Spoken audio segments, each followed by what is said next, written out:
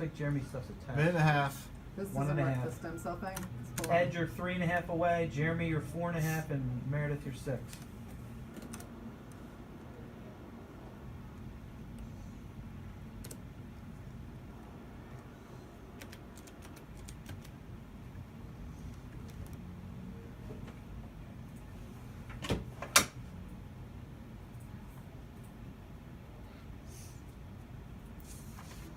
On the bridge, 2 shots here with the quad. 1 minute. 1 minute. Do I need to update the stocks graphic? I think I did it. Oh, you did it? Yeah. 3's first shot will be the stand up.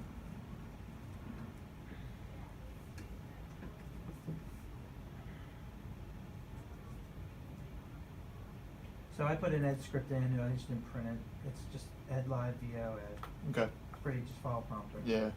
Following prompter on page Jeremy. 6. We see Jeremy shot now. Jeremy, you're up in 5. 30. 30. So I got the super short man injured in shooting.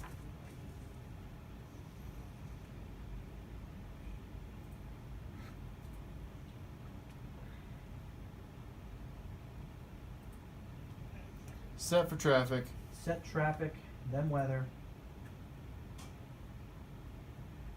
Correct.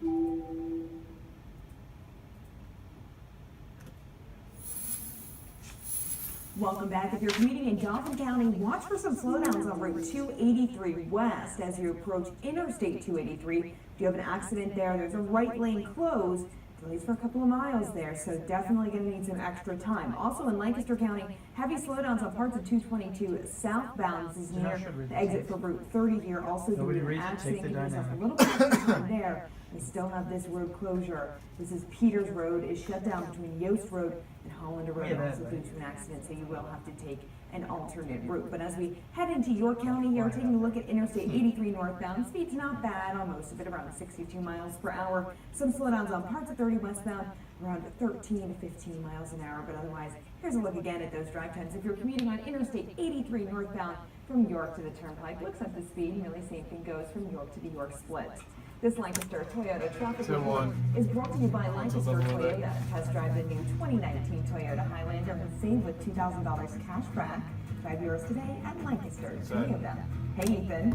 It's been a pleasant day across most of the Susquehanna Valley, but if you're watching us east of there, we're still maybe dealing with a few sprinkles or an isolated shower. Temperatures cooler right now in Lancaster at 67 degrees. Most of the Susquehanna Valley still at or above 70. There you can see the clouds and just maybe a few isolated showers right there in Lancaster County towards Berks and Chester County. Notice how quiet the weather is off toward west until head back over towards Wisconsin and southern Minnesota. That's the storm system that will be working its way to the east and will increase at least the chances for a few passing showers tomorrow. Could be a few strong severe thunderstorms back towards Pittsburgh and eastern Ohio if you are traveling. For us here in the Susquehanna Valley, they arrive here after sunset, so they should weaken and they'll be spotty in nature. Will be warm tomorrow across the valley with highs in the upper 70s. We'll break down those shower chances hour by hour. 30 away, Ed. Jeremy, you're 1.5 away. News 8 at 5.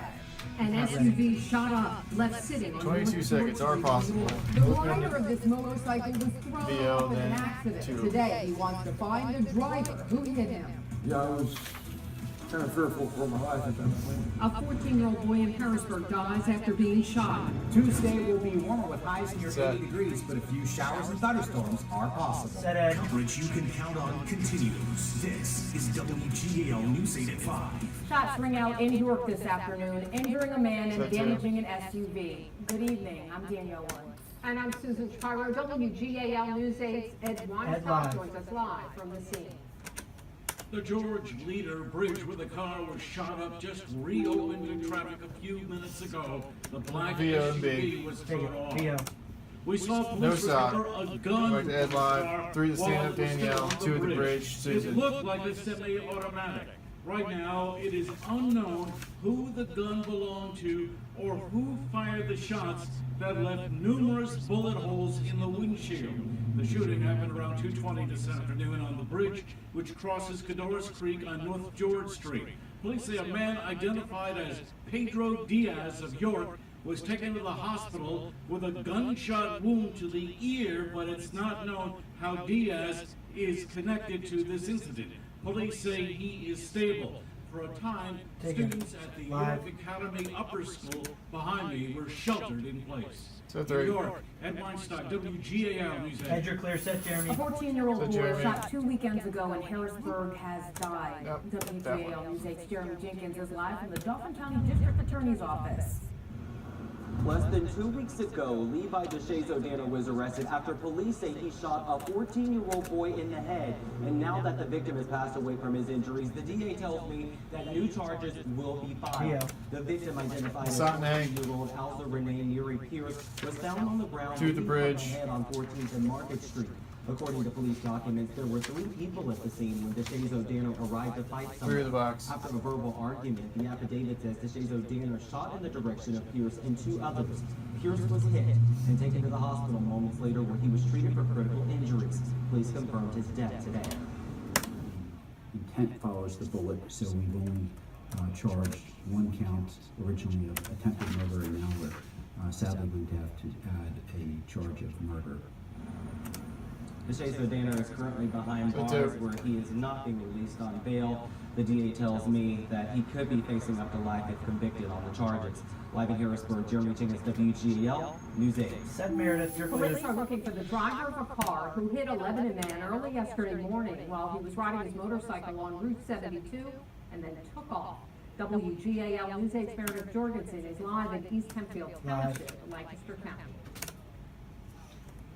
Susan, if you Package don't of know B. Harley-Davidson motorcycles, at first glance, you might think this bike is okay, but actually the front suspension broke off when this bike went through some trees and actually got stuck into a fence. And when you see the injuries on the rider's face, it's amazing that he wasn't hurt worse. It was a pretty bike. But now, All right, 2 shots, 2 with the quad. 49. total 49 seconds for the package. is still on the loose. We've always taught our children to be accountable for your actions. And that's all I want from her, is to be accountable for her actions. Carol Worth can't believe the woman Charles says hit him left the scene. And as I laid there in the road, she got out and asked me if I was okay. I asked her to please call 911. That quick she got in the car and drove away. He asked her to help him and she left. So I had a hard time with that one. She has impacted my life forever as far as that goes. But she drives away, not the care in Sad. the world. No, it don't work that way. I'm sorry. So East Hempfield Township, the police department is investigating this, and I made a mistake at 4 o'clock. I described the woman as having dyed red hair. It's actually dyed blonde hair that Charles said was pulled back, kind of in a ponytail. He described her as That's being a the thin woman. She was wearing sweatpants and flip-flops at the time and driving a gray Ford Focus. In Lancaster County, I'm Meredith Jorgensen, WGAL News. You're clear, thank you. A Take two. van parked near a Sri Lankan church that was bombed on Easter Sunday exploded this morning. Police tried to defuse 3 bombs they discovered, but the bombs detonated, sending pedestrians fleeing in panic. And the bombing Sunday Package killed D. at least 290 people and about 500 others were injured in the blast. NBC's Janice Mackey-Freer has the latest on the investigation.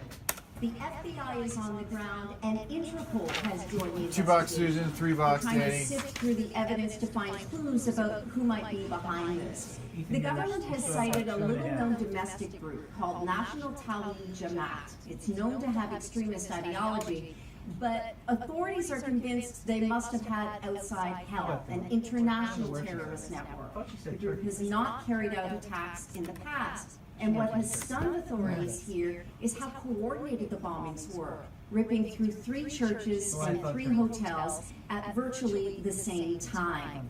What is also troubling is the admission by security officials that they were warned 10 days ago about the potential for attacks on churches. Why weren't the churches protected if you had a warning? Well, how many churches to be protected? But we informed that there is we never expected an attack of this magnitude.